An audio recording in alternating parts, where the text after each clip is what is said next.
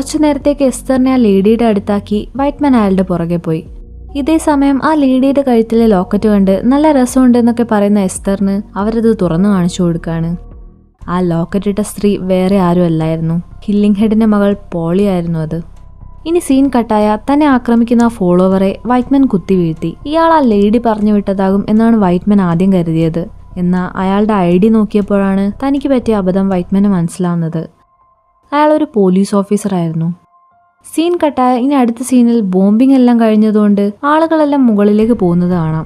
ഇതിന്റെ ഇടയിൽ പുറത്തേക്ക് പോകുന്ന പോളിയോട് എസ്തർ എവിടെയെന്ന് വൈറ്റ്മാൻ ചോദിക്കുകയാണ്. അവൾ നിങ്ങളെയും കാത്ത് അവിടെ ഇരിക്കുന്നുണ്ട്. നിങ്ങൾ വളരെ ലക്കിയാണ് Sergeant Whiteman, no you are loud എന്ന് പറഞ്ഞ് ധൃതിയിൽ അവരവിടുന്ന് പോവാണ്. ഇത് കേട്ടതോടെ ടെൻഷനോടെ വൈറ്റ്മാൻ എസ്തറിന്റെ അടുത്തേക്ക് ഓടി. എന്നാൽ അവൾ അപ്പോഴേക്കും പോളി കൊടുത്ത വിഷമുള്ള ചോക്ലേറ്റ് കഴിച്ച് മരിച്ചിട്ടുണ്ടായിരുന്നു.